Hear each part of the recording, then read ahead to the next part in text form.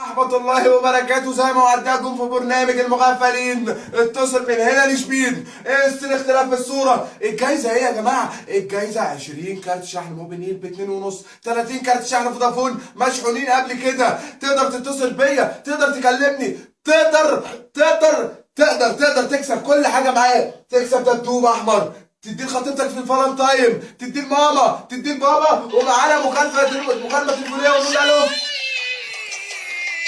معانا مكالمة تليفونية.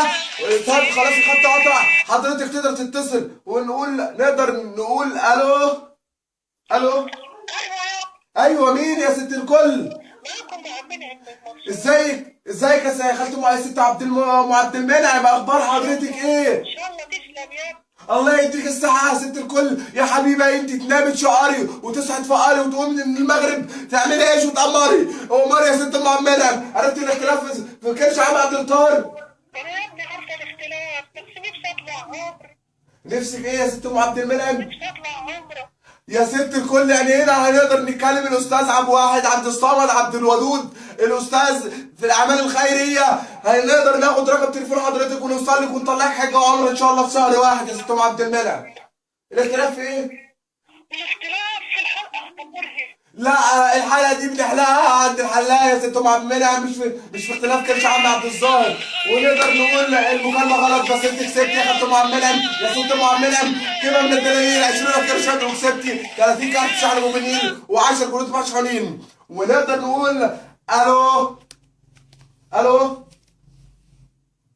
خط قطع. الو. السلام عليكم. عليكم السلام ورحمه الله وبركاته. نتعرف باسم حضرتك. ابراهيم فزيع. مين يا فندم؟ ابراهيم فزيع. ازيك يا استاذ ابراهيم؟ عامل ايه؟ اخبار حضرتك ايه؟ الحمد لله يا باشا. اخبارك ايه يا استاذ ابراهيم؟ تمام. تمام. عرفت الاختلاف فين يا استاذ ابراهيم؟ ايوه يا باشا، انا متابع حضرتك من بدل العرب. ربنا يخليك، ربنا يخليك يا استاذ ابراهيم. استاذ ابراهيم من انا عارف ان انت من عشاق البرنامج المغفلين. حضرتك يا استاذ ابراهيم تعرف الاختلاف في ايه؟ الكرش دي يعني الجلابيه مقطوعه من هنا مش مقطوعه من هنا. لا يا استاذ ابراهيم، حضرتك السؤال غلط، بس تقدر تتصل بيا تاني. استاذ ابراهيم اتصل بيا تاني، اديها ببلاش.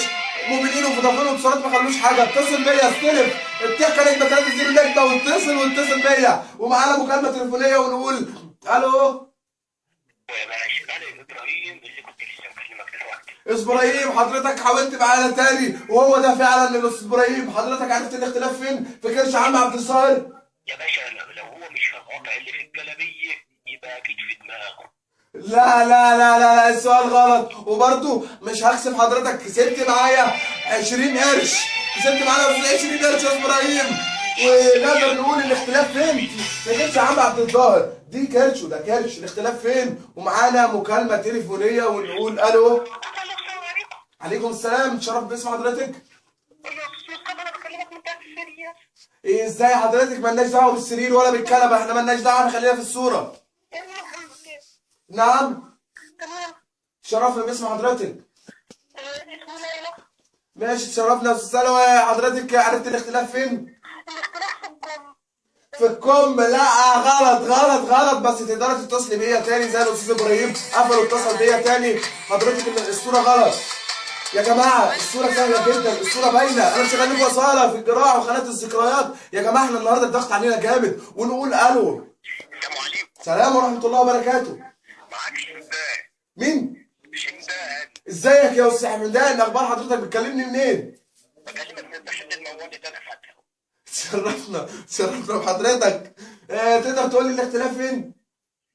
اختلاف في البوية. البوية؟ اه. لا جوابك غلط. بس حضرتك يا أستاذ حمدان تعرف إن أنت كسبت معايا؟ يا أستاذ حمدان أنت كسبت معايا، وأنت تحاول تتصل بيا تاني. يا جماعة الصورة سهلة جدا. كانش عم عبد الظاهر ده باين. فين الاختلاف فين؟ الاختلاف أقول لكم مش هقدر أقول لكم، لازم تتصلوا بيا وتعرفوا الاختلاف في إيه. يا جماعة أنا تعبت منكم أقسم بالله. الصورة باينة جدا. معانا آخر مكالمة تليفونية ونقول ألو. السلام عليكم يا عربي. عليكم السلام. مين؟ بطارة معاك يوم. إيه بدارة حبيبي، أخبارك إيه؟ أنت فين يا ابني مختفي؟ حبيب قلبي يا باشا، انت الاختلاف في كوباية الشاي. مبروك كسبت معايا، اقسم بالله كسبت والله العظيم. انت كسبت بدار. انت عارف انت كسبت معايا ايه؟ ليه يا باشا؟ كسبت معايا جاتوه عجله مصر.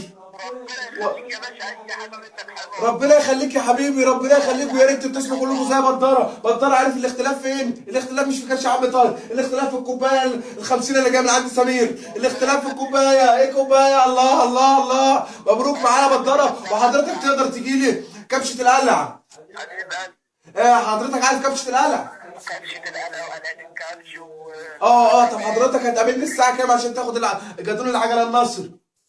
ربنا يخليك يا باشا، ان شاء الله نتقابل. حبيبي حبيبي. ويا جماعه انتظرونا كمان نص ساعه الصوره الجديده. يلا باي باي باي، انتظرونا في الجزء الثاني.